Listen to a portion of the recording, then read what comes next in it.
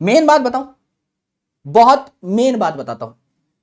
whenever you give any examination, please try to understand the temperament of examiner, please try to understand the syllabus of that exam, and please try to follow up the most standard resources। ये तीन चीजें अगर आपने crack कर ली, आराम से सुनना कि गुरुजी क्या कह रहे हैं। पहली बात मैंने कही द टेम्परामेंट ऑफ पेपर, कि ये पेपर क्या डिमांड करता है। जैसे आपसे जो डिमांड है वो है 11वीं 12वीं की नॉलेज। दूसरी इंपॉर्टेंट चीज है एग्जाम का सिलेबस, जो कि एकदम फिक्स्ड है, कोई भी चीज सिलेबस से बाहर उठकर नहीं आती, और जो सिलेबस से बाहर आएगी वो भारत के हर बच्चे के लिए बाहर आएगी, सिर्फ तुम अकेले खास नहीं होने वाले। और तीसरा है मेरे भाई रिसोर्सेज, यानी मैं मिनिमम रिसोर्सेज को बार बार पढ़ूं, ना कि बहुत सारी रिसोर्सेज पे कूदूं। जैसे अगर मैंने आपको कह दिया है कि मेरा कंटेंट आपके लिए एम्पल है, तो आप मेरे ही कंटेंट को, सिर्फ मेरे लेक्चर्स को, मेरे नोट्स को, मेरे क्वेश्चंस को जो मैं करा रहा हूं, हम जो टेस्ट करा रहे हैं यहाँ पे कंडक्ट, उन सारी चीजों को अगर पढ़ गए आराम से 5-6 बार, आपके नंबर पक्का आएंगे। हो ही नहीं सकता कि आपके नंबर ना आए।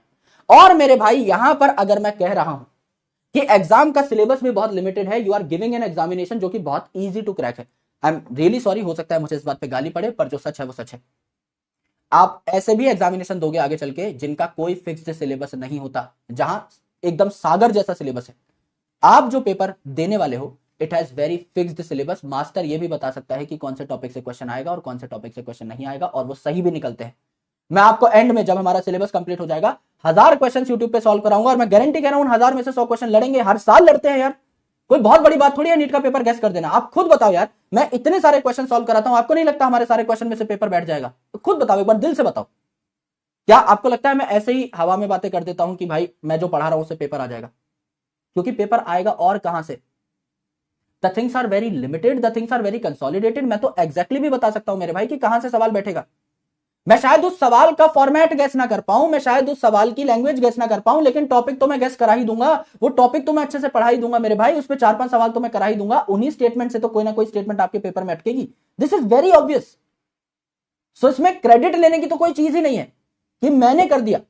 Everyone can do this because there is very consolidated syllabus। कोई भी टीचर आएगा, कोई भी पढ़ाएगा, 1000 सवाल 2000 सवाल लेके आएगा, आराम से पेपर बन जाएगा मेरे भाई।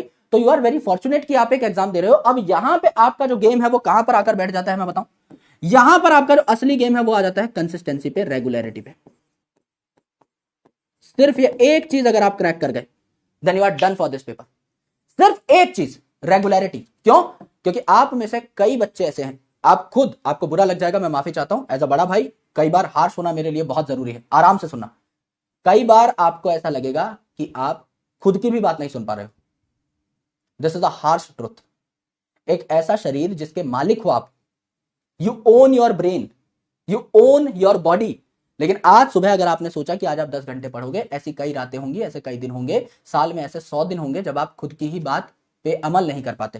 When you can not commit to what you have thought for yourself. आपने जो सोचा वो आप कर ही नहीं पाए। ऐसा बहुत जेनेरिक लोगों के साथ होता है। जो इस ट्रैप से बाहर निकल गया, जिसको पता है मेरे पैर में दर्द है, मेरे हाथ में दर्द है, मेरे सर में दर्द है, मुझे बुखार है, जो अपनी चीजों को प्लान्ड वे में डेली बेसिस पे, चाहे कम ही पढ़ ले लेकिन डेली बेसिस पे, जो who is able to show up, जो इस रेगुलरिटी को मेंटेन कर गया, जो इस कंसिस्टेंसी को मेंटेन कर गया, पढ़ तो सारे ही लेंगे।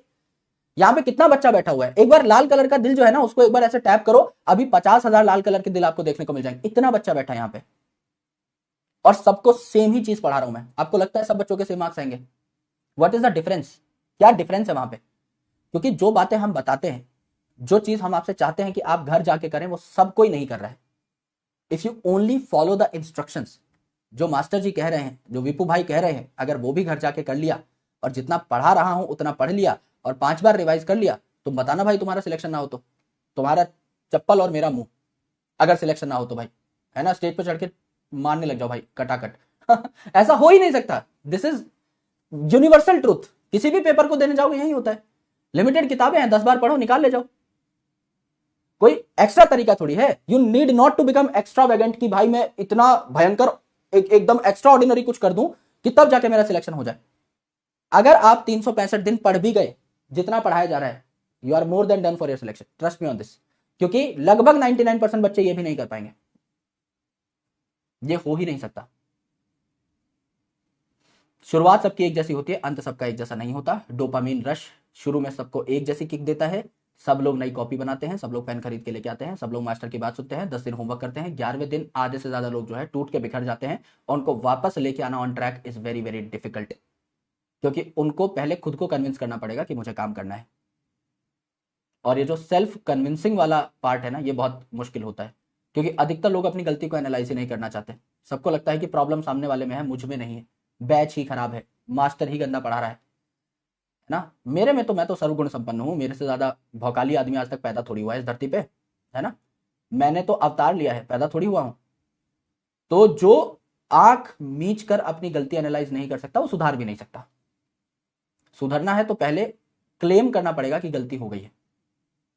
तो अपनी गलतियों पे काम करो, मौके देती है जिंदगी, अभी मौका है, बहुत वक्त है, भाई खड़ा है साथ, कोई टेंशन है नहीं। लेकिन जिस दिन काम करने लगे, जिस दिन सच में पकड़ लिया कि हाँ दिस इज माई प्रॉब्लम, ये मेरी प्रॉब्लम है, उस दिन उखाड़ ले जाओगे भाई। जहां प्रॉब्लम दिखना बंद हो गई वहां फिर समझ लो भाई there is no growth potential. जिसने आपने ये मान लिया ना, जिसने अपने आप को कि भाई मैं तो बेस्ट हूं, आई एम 100% मुकम्मल आदमी हूं मैं, इससे ऊपर कुछ नहीं हो सकता, बस भगत सिंह और कलाम साहब के बाद मैं ही हुआ हूं धरती पे नया एक विशेष प्राणी, फिर उसमें there is no scope of improvement. वो अपने आप को बेस्ट समझ के बैठ चुका है, उसको लगता है इससे ऊपर कुछ नहीं, तो वहां फिर आप कुछ नहीं कर पाओगे। It is important to understand your mistakes, और वो हर उम्र में हो सकती है। मैं भी अंडरस्टैंड करता हूं इस चीज को, है ना। मैं समझता हूं भाई, मैं रात को बैठता हूं और आत्म मूल्यांकन करता हूं। I call it deep analysis, I called it self analysis. मैं खुद के साथ बैठ करके बातें करता हूं और मैं सोचता हूं कि आज मैंने क्या गलत कर दिया और मैं क्या उसको सही कर सकता था आज, and that makes a better tomorrow. आज जो हो गया वो तो मेरे हाथ में है ही नहीं।